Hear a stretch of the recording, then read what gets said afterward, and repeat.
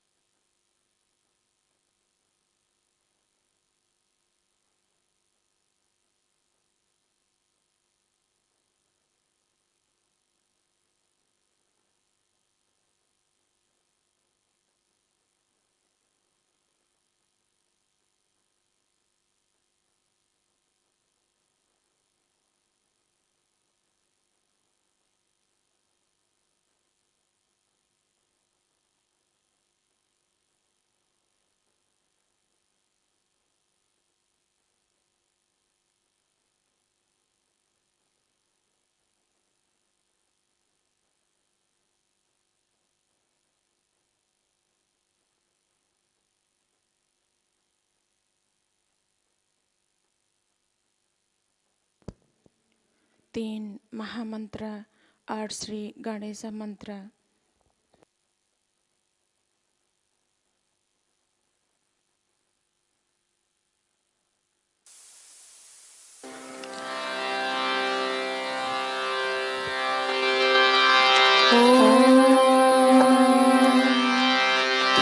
त्वमेव साक्षात्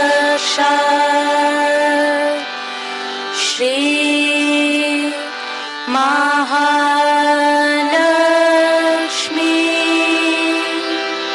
महासरस्वती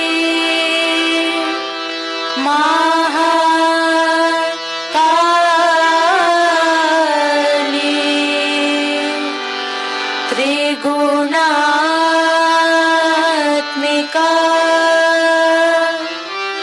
कुंडलिनी साक्षात् श्री आदिशक्ति माता जी श्री निर्मला देवी नमो नमः।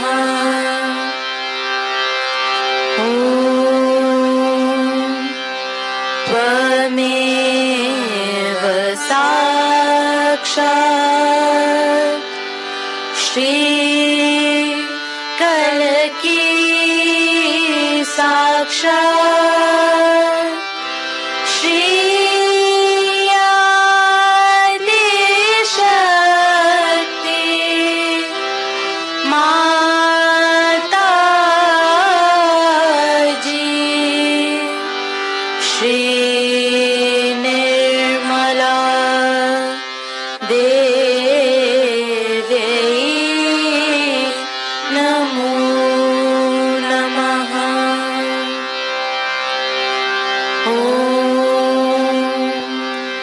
त्वमेव साक्षात्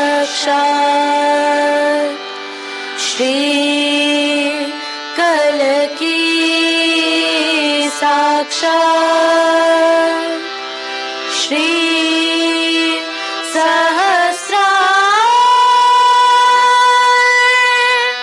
स्वामिनी मोक्ष प्रदायिनी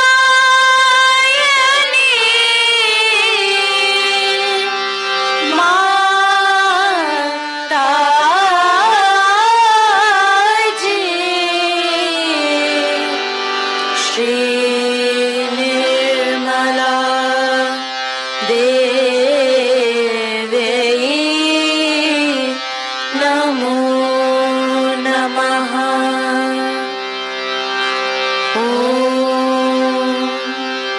त्वमेव साक्षात् श्री गणेश साक्षात् श्री आदिशक्ति माताजी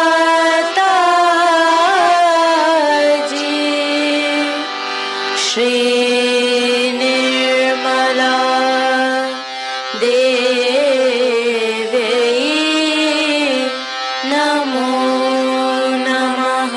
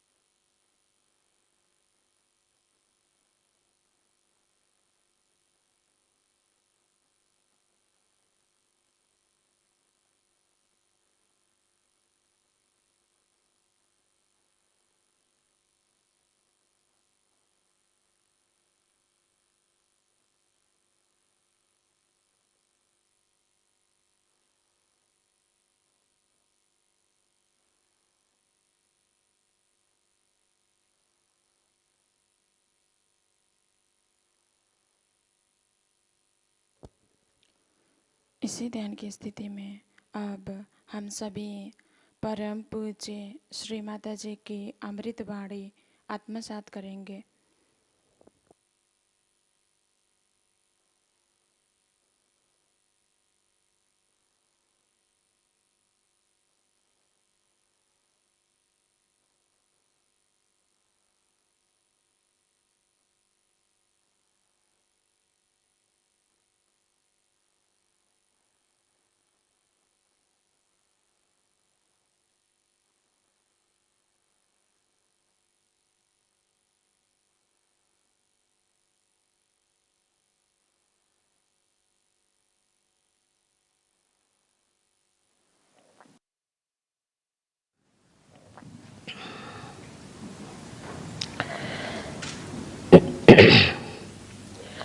Today we are celebrating in Switzerland the coronation of Sri Rama on Dashera Day. Many things happened on Dashera Day. The most important was that Sri Rama was coronated as a king on this day.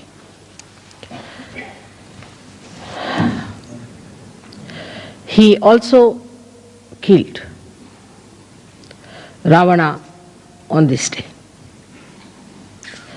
Many may say that how can it be he killed Ravana and he was coronated on the same date. In those days in India, we had supersonic aeroplanes. And it's a fact. And the aeroplane's name was Pushpak, meaning the flower. It was called as Pushpak, and it has a tremendous speed. So after killing Ravana, he came to Ayodhya with his wife, and that was the day he was crowned. On the 9th day, he worshipped the goddess to get strength, Shakti, for his weapons. And the 10th day, he killed Ravana. So you can imagine how much advanced people were there at the time of Sri Rama and his kingdom. The reason was the king was an incarnation. Also, he was a benevolent king, as described by Socrates. Sri Rama's story is very interesting throughout, and we have now a beautiful series about him done by our television in India, which is sold for a very good price. Maybe we might be able to present you all with one when you come there. But the story of Rama, they say, was written before he was born. Even before there was any inkling of it, the seer Valmiki wrote the whole story of Sri Rama. Sri Rama's birth and all that are brought forth by the Agni, the fire. And he was born in the dynasty of the Surya, is the sun. So with all that, born out of the blessings of the Agni, that is fire, and also was born in the dynasty of Surya. He was one of the mildest avatars you have ever had. He is known to be a very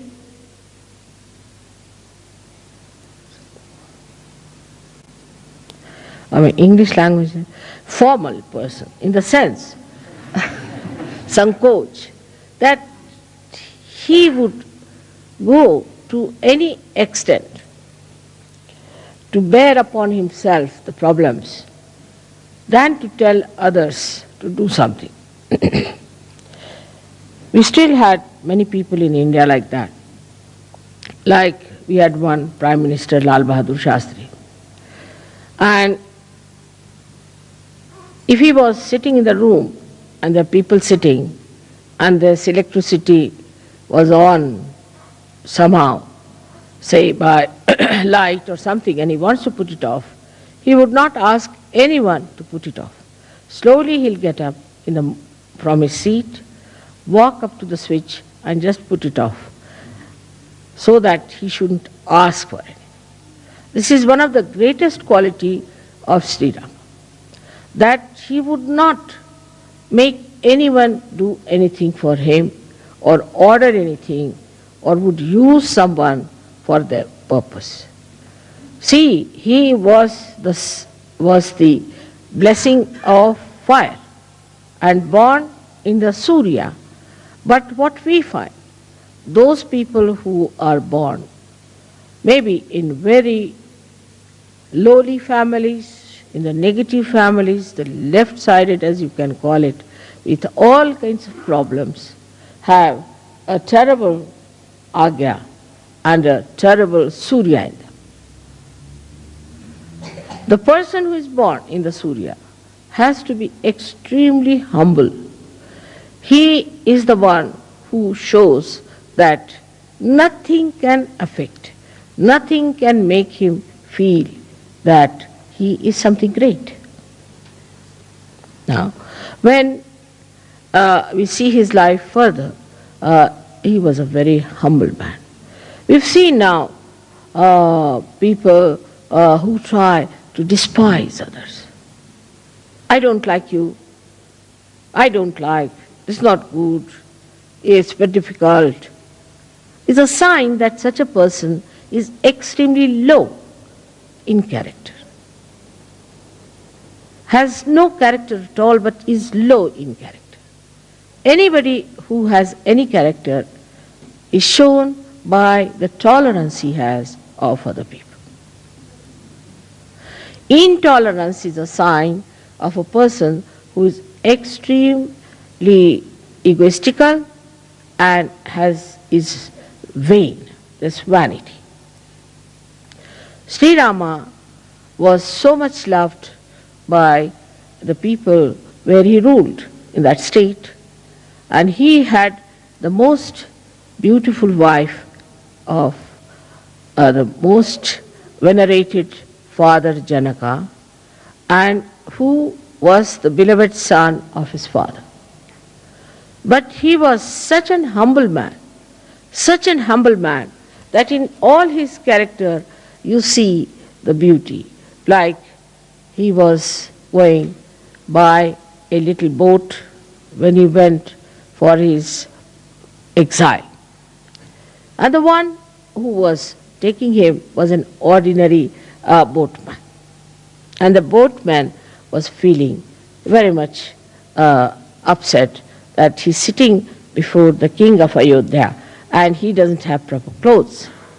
So Sri Rama, who was himself was wearing nothing but valkalas, are the clothes which are worn by the village people or worn by the people who live in the primitive areas, only kind of leaves that they have. He had to wear that because his mother, the stepmother, asked for that kind of a boon from the father. And then Sri Rama just told him, "Why are you worried? I'm wearing this, I'm no more a king. I'm sitting before you like this. You should be quite comforted. And I really don't know how to steer the boat, while you know how to steer the boat. So why should you be worried?" Like that, he kept even the people who we would call as low in society at a very high pedestal. Which shows that he respected human beings. He himself is called as Maryada Purushottama.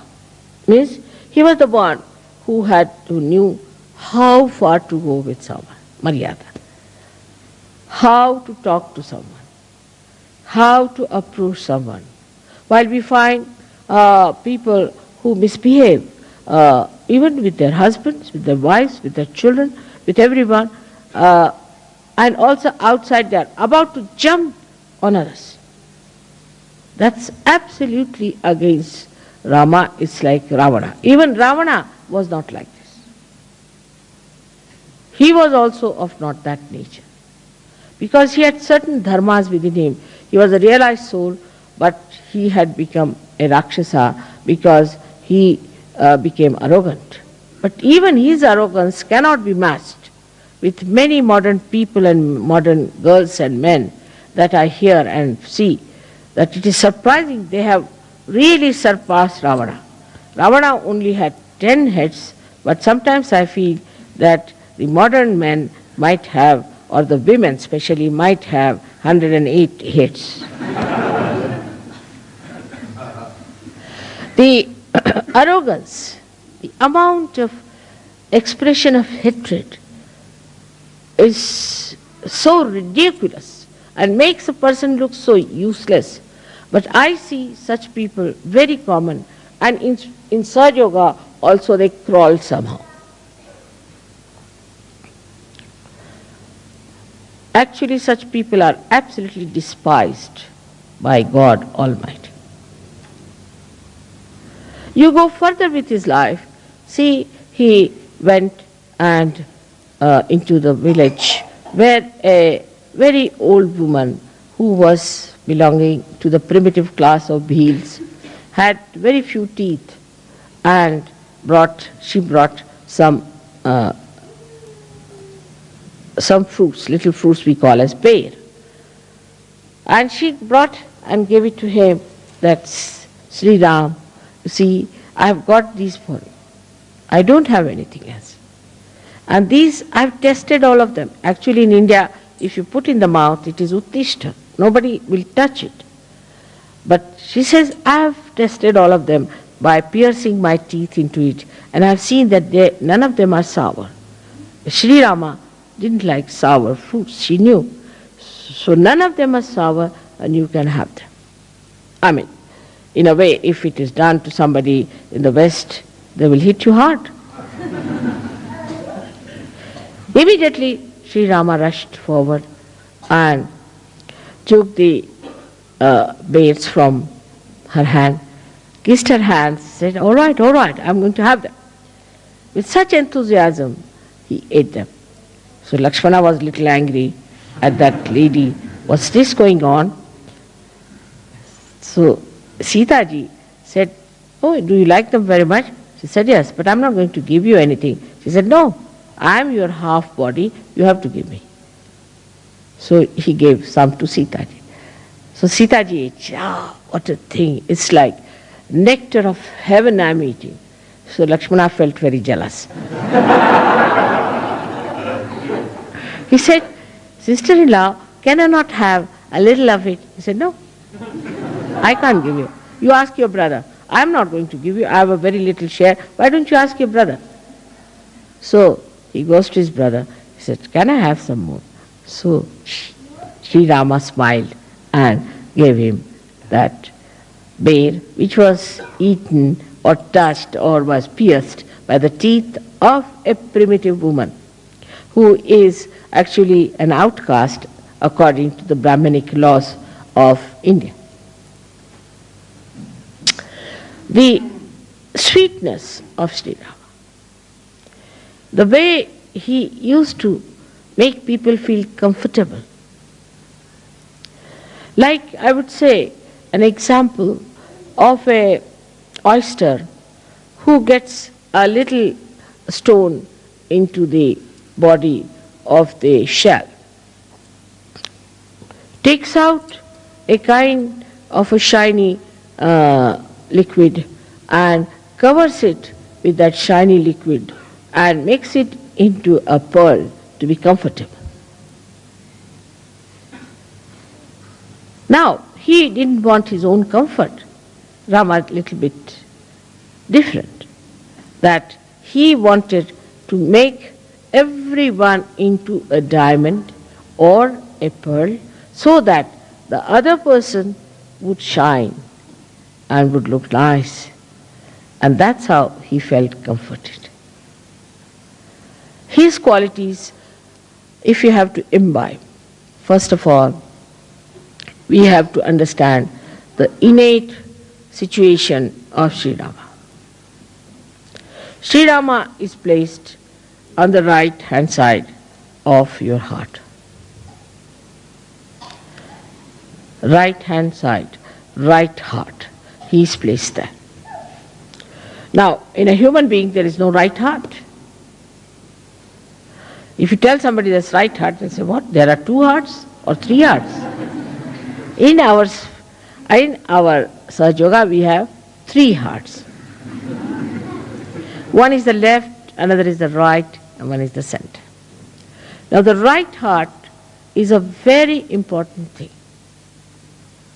The right heart looks after the whole lungs, both the lungs, all the throat, the trachea, the nose, the inner part. The outer side is looked after, we can say the features are given by Shri Krishna. But the inner part of it is all done by Sri Rama. They are the same, but one acts as in the inner part, the another as the outer part. It gives you the ears. From the inner part, Sri Rama does, he gives you the eyes in the inner part of the eyes. Now, it's so important to have the inner side all right and the outer side. It's an example of Sri Rama. He never cared for the outer side or the outward looks of a person. Because he came before Sri Krishna, he tried to build up the inner side of a human being. So we can say, though he is on the right heart, he acts through your Hamsa chakra and partly through your Vishuddhi chakra in the inner side of it. Because Sri Krishna, in the inner side of it, is Sri Ram, is Sri Vishnu. So when somebody is, say, not good looking according to the Western standard, according to me the Western standards are rather funny. Because Western standards don't look like, neither like Krishna or Sri Rama.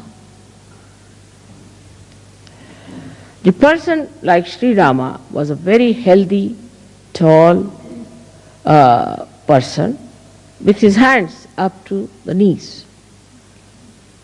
Ajanubhav. He is the one who has Ajanubhav. And he was plump. Both of them were plump.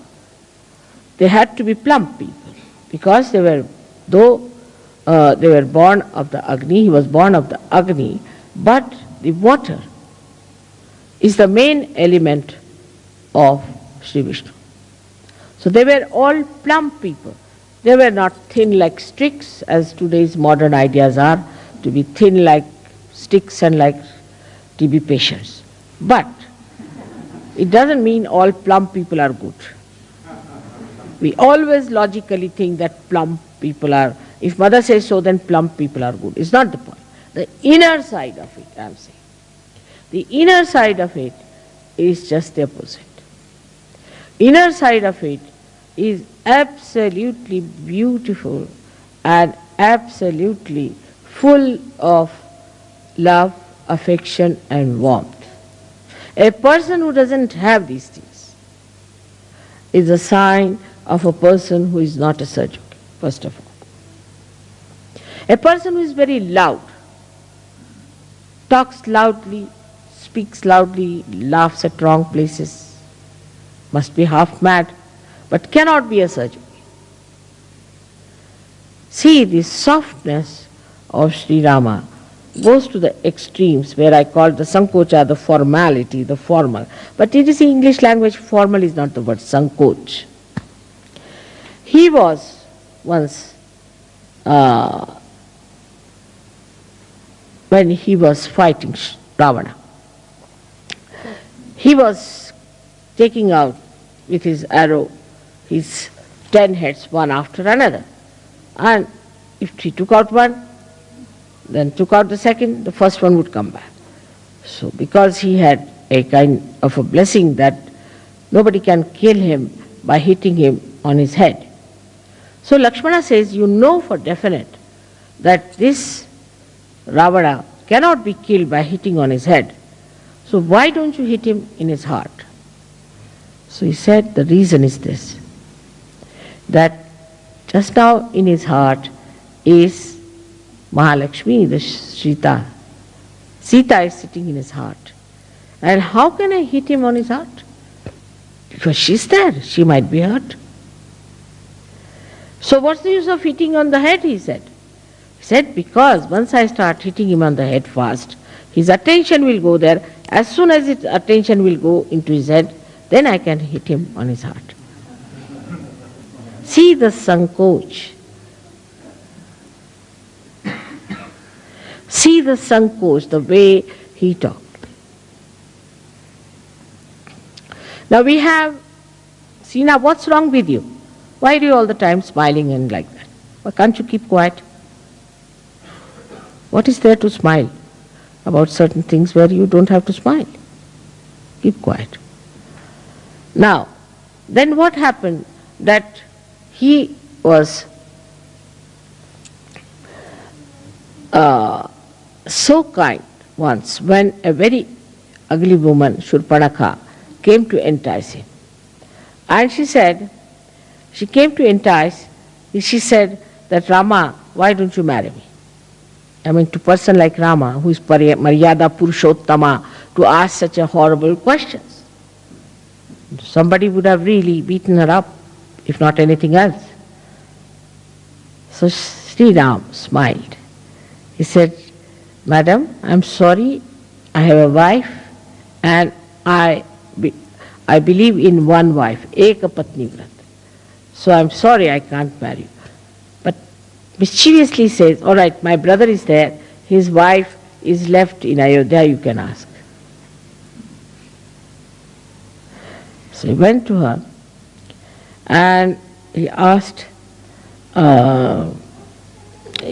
she went to him and asked, Lakshmana, why don't you marry me? She had become very beautiful. She has transformed herself to a beautiful woman. She must have gone to some beauty parlor or something. But she made herself like that. And she was there. And he looked at her, so angry. He said, you the ugly, why do you want to ask such a question? He cut her nose. When he cut her nose, that was in Nasik, and that's why Nasika means the nose, and that's why you have been to Nasik. That's the place where he cut her nose. He was very angry. But Sri Rama did not.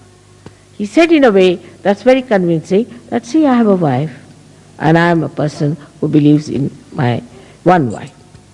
Now another character about him was that he was consistent. He was never inconsistent like Sri Krishna. Sri Krishna was a diplomat, and diplomacy is in being inconsistent. Sri Krishna's style was different.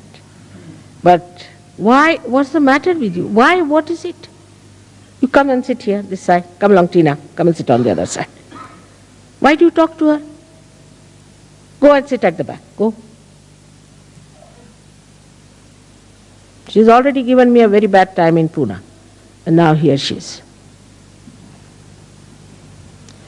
While I'm talking, please don't talk to each other. This is the least you can do to me. Have you seen any Indians behaving like this?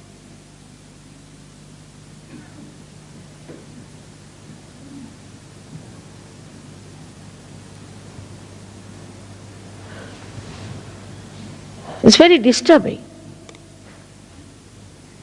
I'm concentrating on you while you are not concentrating on me.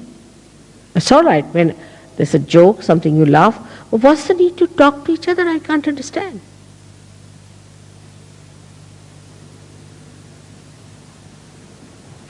All right. Sorry, I had to say that. You see, at the time when I'm discussing Shri Rama. Shri Rama would not have said that. But in Sahaja Yoga, you can't carry on like Shri Rama. Sometimes you have to be like Parshurama also. Otherwise things don't work out.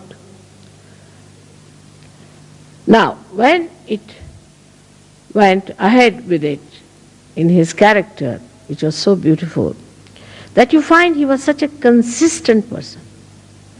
Whatever he said, all the life he carried that. For example, he said, I'm the one who believes in one wife, Eka Patni Vrat. Now he had a very nice wife, no doubt, very beautiful wife, but she had gone to Ravana and he was left alone.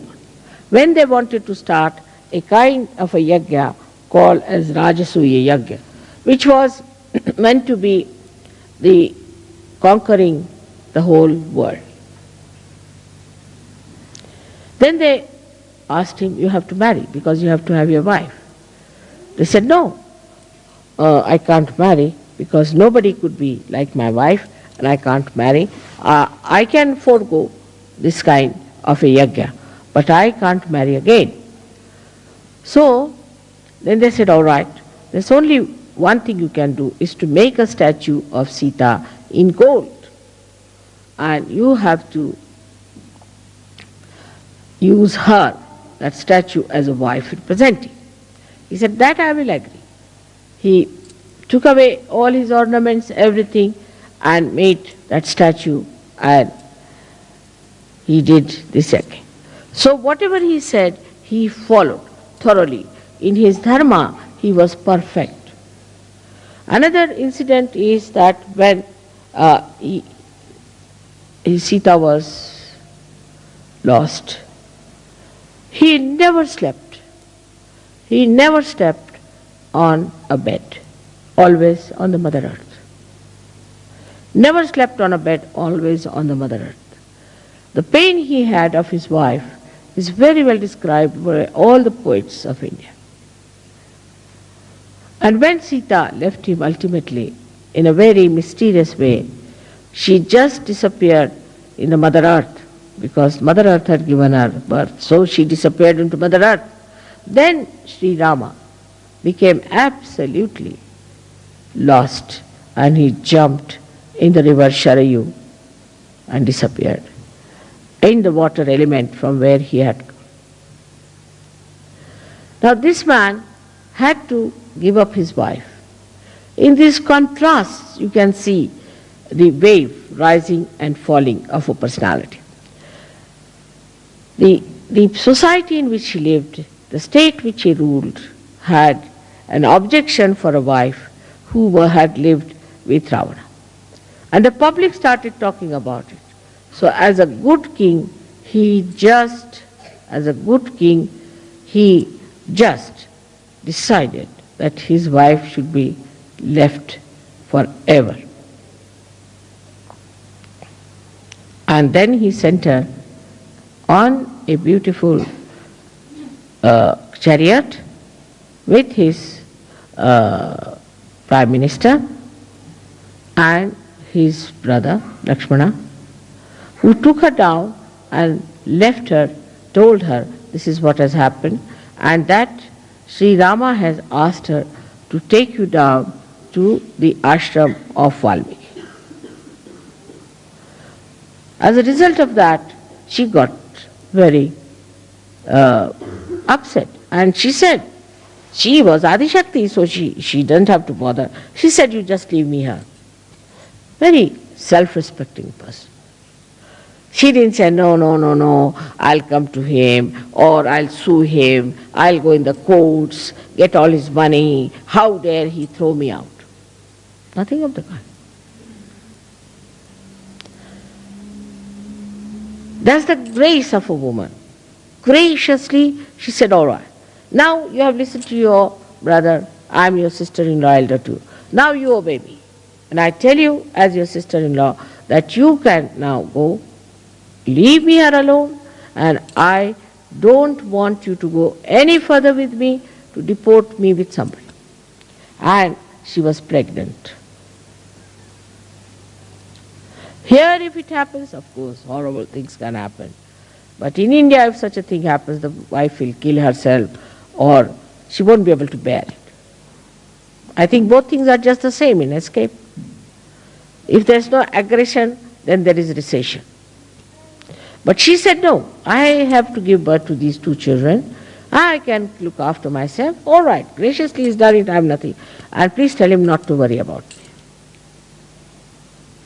And she told Sri Rama, Sri Lakshmana, that all right, you look after him. That's all I want.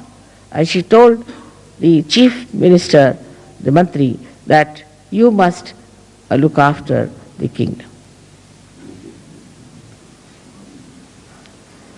See the dignity, see the balance, see the character, the personality of Shri. He was called as Maryada Purushottama. And look at his wife. She was equal to him in every way. When she was kept by Ravana, Ravana was so frightened of her Shakti that he would not touch her. He used to frighten her. Say, I'll do this to you, the women of India, I'll do this to the women of the world, I'll do that kind of a horrible thing, I'll take another birth, I'll misbehave. She said, do what you like. You cannot touch me. He could not touch her hand. He was so frightened. And when Hanumana brought the ring of Sri Rama and presented to her and said that this is the ring of Sri Rama. She said, yes, I know. How is he? He said, all right. All inquiries she had about herself. So he said, Mother, I can take you on my back. I can easily take you. You come on my back and I'll take you. She said, no, I won't go with you. It's my is Sri Rama, who is a brave king. He should come himself, fight this Ravana, kill him because he is evil, and then I will go with him with all the glory. She was not frightened of anything. For her, the important thing was that Ravana should be killed. He is evil and he should be killed by Rama. Such a great courage for a woman. Both sides, if you see, you'll be surprised that how a woman's character is such a powerful thing. It's not a reactionary thing. My husband is like this, that's why I'm like that. Or my husband doesn't do this for me, that's why I'm like that. My husband has gone away, so I'm finished. What am I to do without my husband? Nothing of the kind. She stands on her feet. She said no to Hanumana, and she stands on her feet and she says, when Rama will come and kill this evil and remove this evil from this earth, then only he can take me with him. I won't go with you. I won't escape. I won't run away. Nothing. I am going to face it myself here. For a woman, it is too much to say, to be imprisoned in a horrible person's jail or in a place which is so dangerous for her. To say that I won't go. Whatever you may try, whatever tricks you may try, whatever you may say, I won't go. Just imagine. And Ravana was such a horrid fellow. He did all kinds of things to her, but she kept absolutely calm and quiet, waiting for her husband to come back. Can we think of such women in modern times?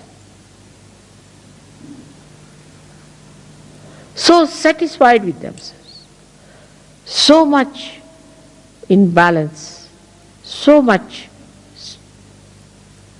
full of confidence and strength. This is the message of Sita's life.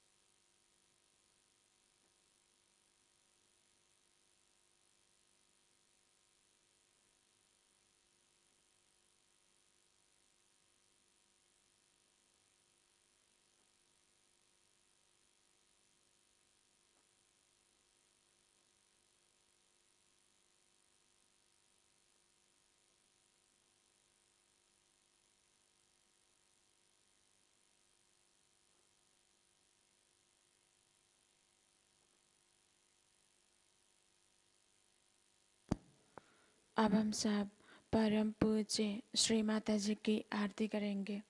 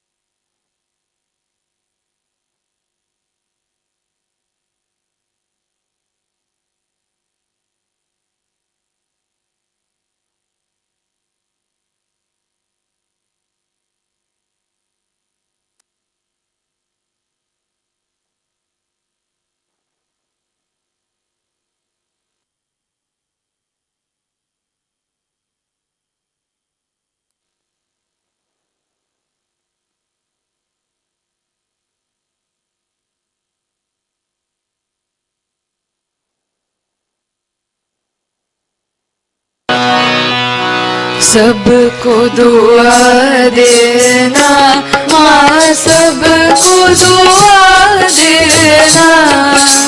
जय निर्मल माता जी, जय निर्मल माता जी, दिल में सदा रहना माँ, सबको दुआ देना।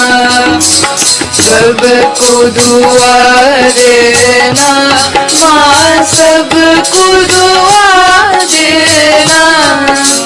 जय निर्मल माता जी, जय निर्मल माता जी, दिल में सदा रहना माँ, सबको दुआ देना।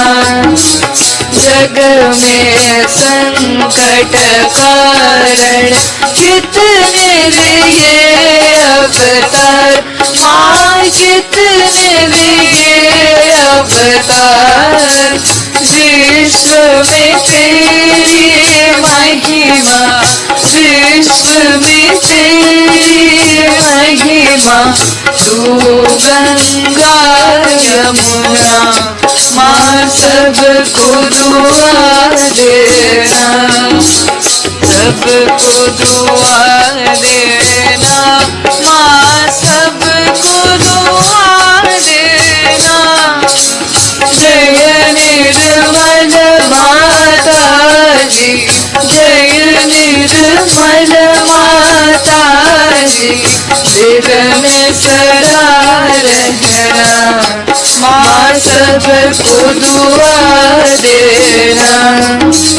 जो भी शरण में आया सुख ही मेरा उसको माँ, सुख ही मेरा उसको। बैठ के दिल में ओ माँ, बैठ के दिल में ओ माँ, लौट के ना जाना माँ, सबको दुआ देना। सबको दुआ देना माँ, सबको दुआ देना। जय निर्मल माता जी, जय निर्मल माता जी, दिल में सदा रहना माँ, सबको दुआ देना। मानव में अवतर के कर दिया उजियारा माँ, कर दिया उजियारा। कलियुग में माया है, कलियुग में माया है, फिर भी पहचाना माँ, सबको दुआ देना। सबको दुआ देना माँ, सबको दुआ देना।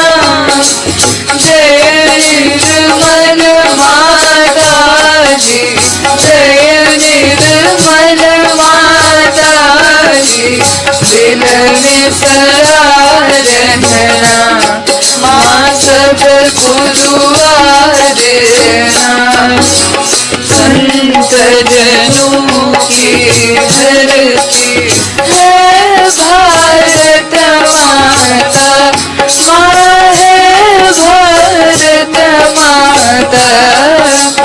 इस धरती पर आकर, इस धरती पर आकर दुख से दूर करना माँ, सबको दुआ देना। सबको दुआ देना माँ, सबको दुआ देना। जय निर्मल माता जी, जय निर्मल माता जी, दिल में सदा रहना माँ, सबको दुआ देना। जब दिल में आए तब मधुर संगीत सुन लो, मधुर संगीत सुन लो। हो सके जो सेवा, हो सके जो सेवा हमसे करा देना।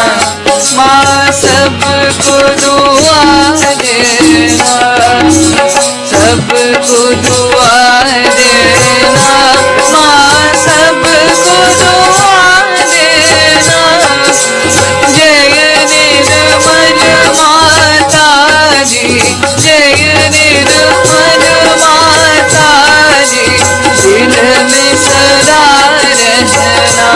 माँ सबको दुआ देना, माँ सबको दुआ देना, माँ सबको दुआ देना।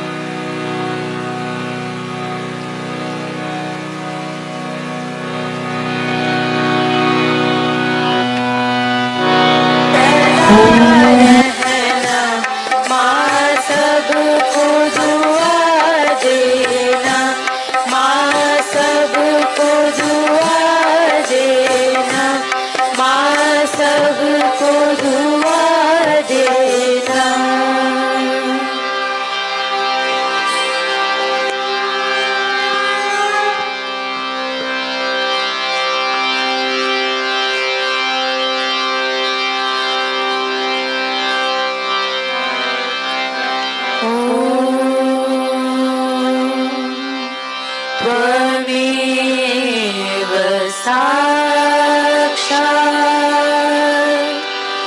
श्री महालक्ष्मी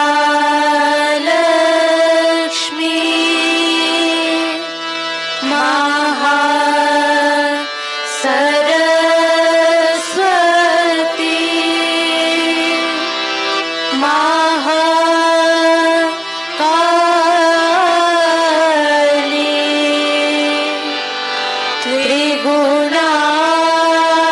त्रिगुणात्मिका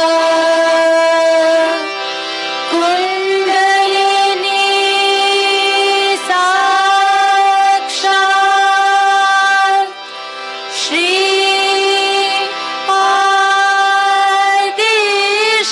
आदिशक्ति माता जी। श्री निर्मला देवी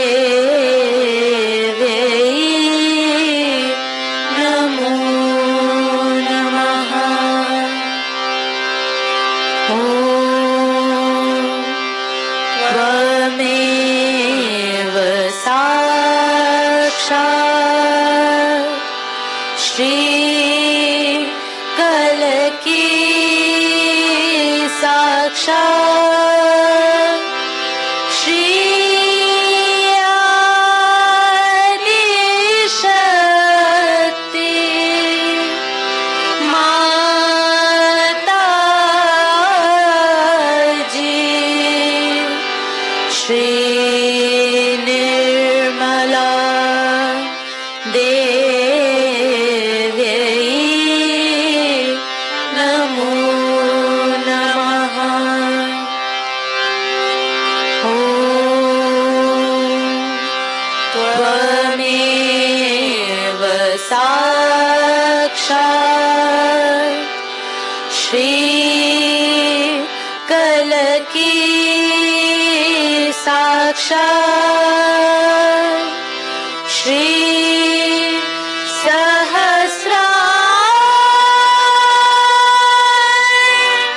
स्वामी मोक्ष प्रदायिनी